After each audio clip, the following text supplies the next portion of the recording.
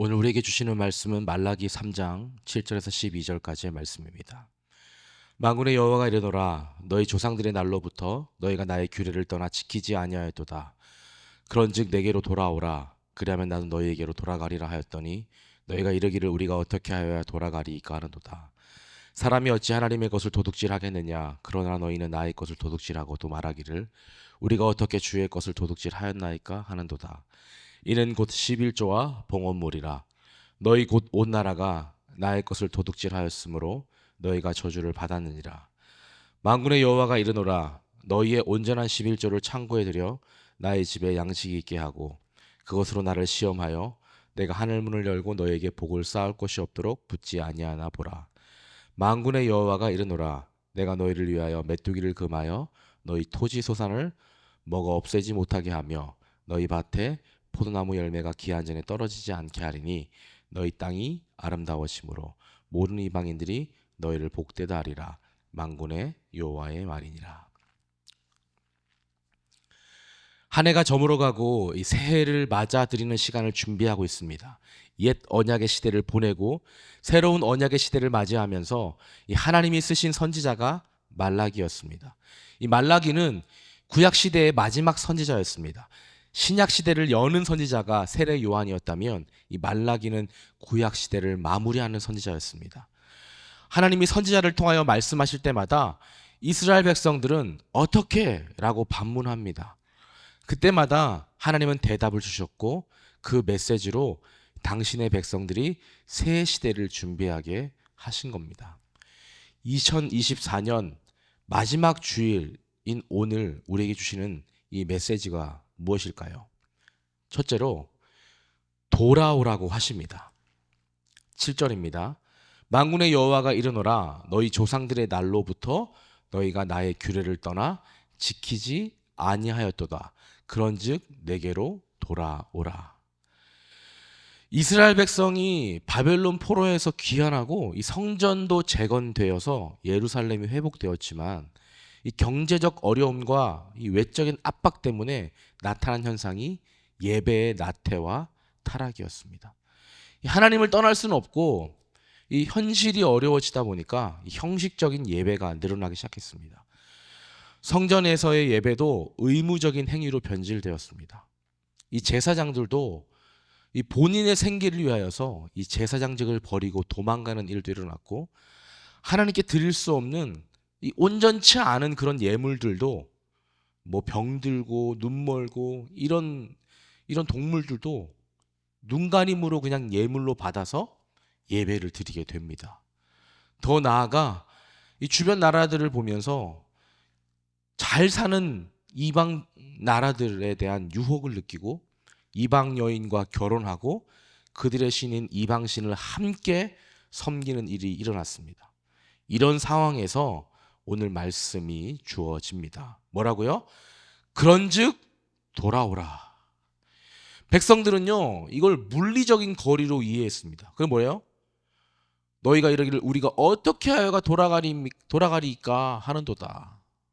우리가 언제 하나님을 떠났다고 돌아오라고 하는 겁니까? 우리가 먼 나라로 떠난 적도 없는데 왜 돌아오라고 하는 겁니까? 라고 항변합니다.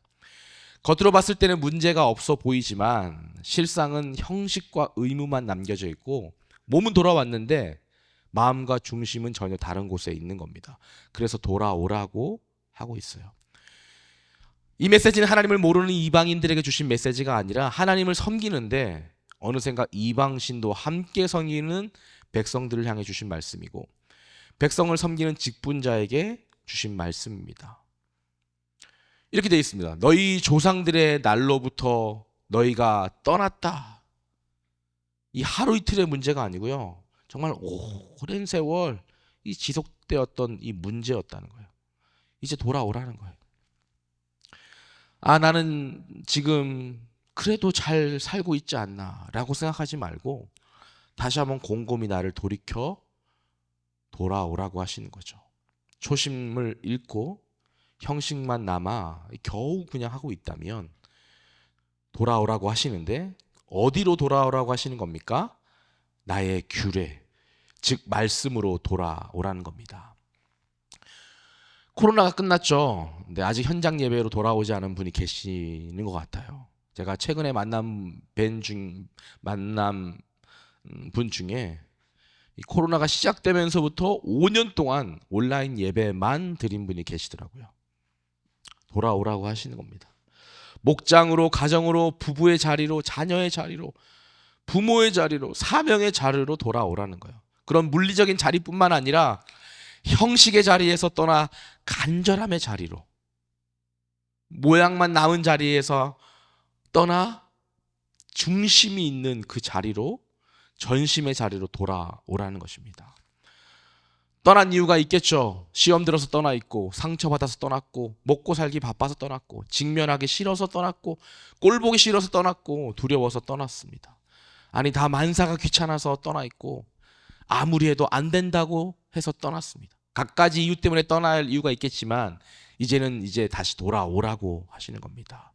이 돌아오라는 처방에 항변을 하더라도 돌아오게 되면 은혜가 임할 줄로 믿습니다. 24년에 거주할 처소를 세우소서가 우리들 교회 주제였습니다. 시작하면서 다짐했던 것 중 하나가 우리 가정에 가정 예배를 세우소서였습니다. 일주일에 한 번 드리기는커녕 한 달에 한 번도 사실 못 드렸어요. 아니, 안 드렸습니다. 애들이 어릴 때는 가정 예배를 딱 드리면 애들이 말씀이 이렇게 적혀 있으니까 너희들 그렇게 하면 안 되지. 이러면 네.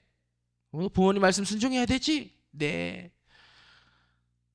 재밌더라고요, 가정 예배가. 네, 아멘.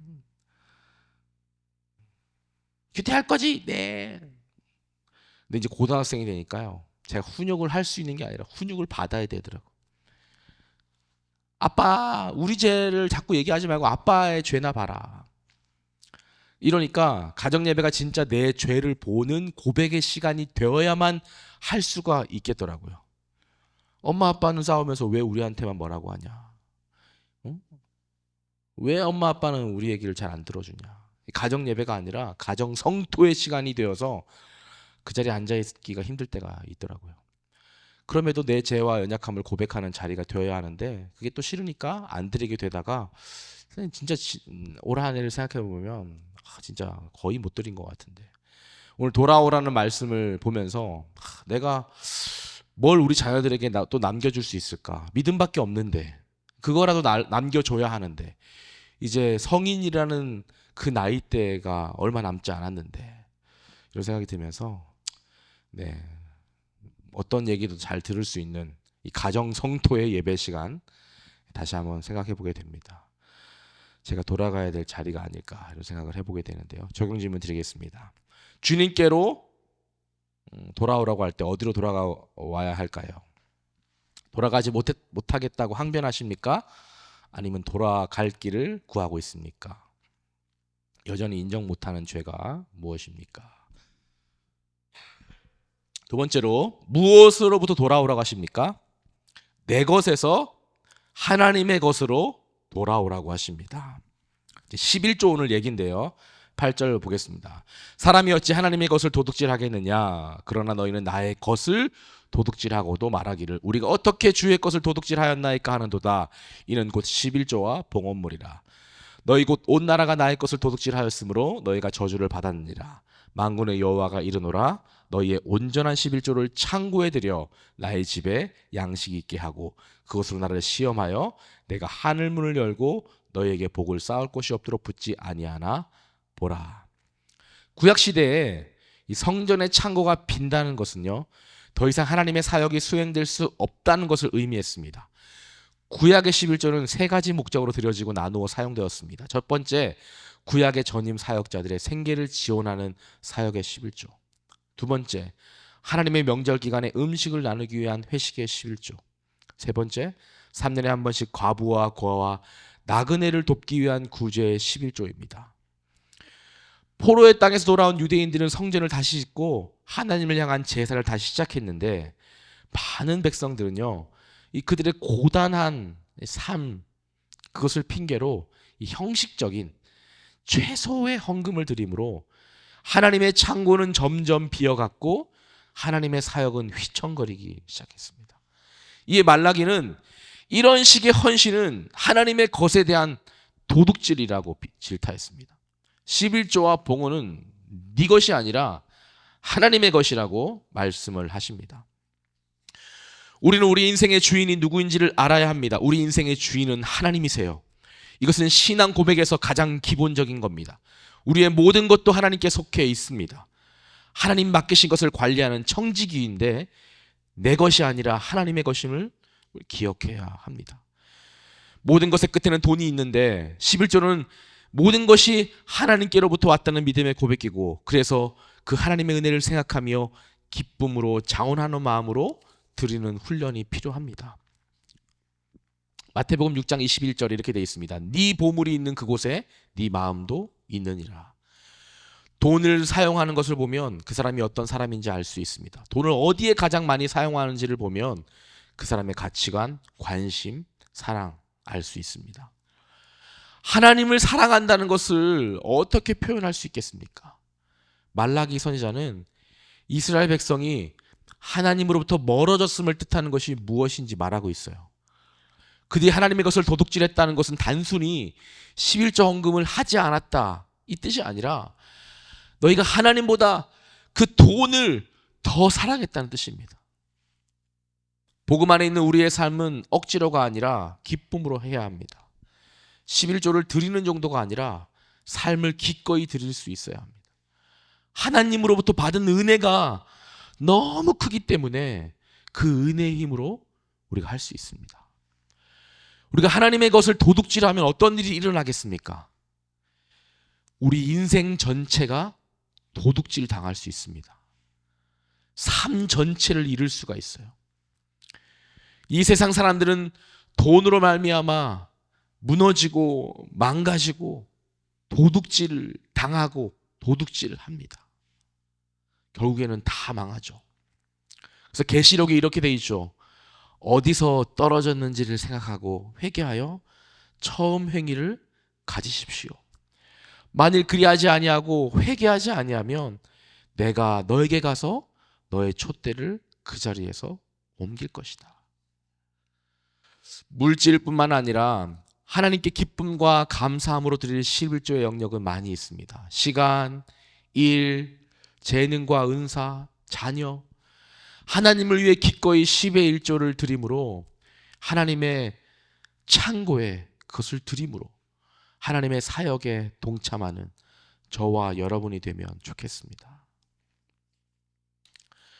저는 이제 어릴 때부터 받은 용돈에서 11조를 먼저 제하시는 이 어머니의 신앙 양육으로 11조 생활은 그냥 당연하게 여겼습니다.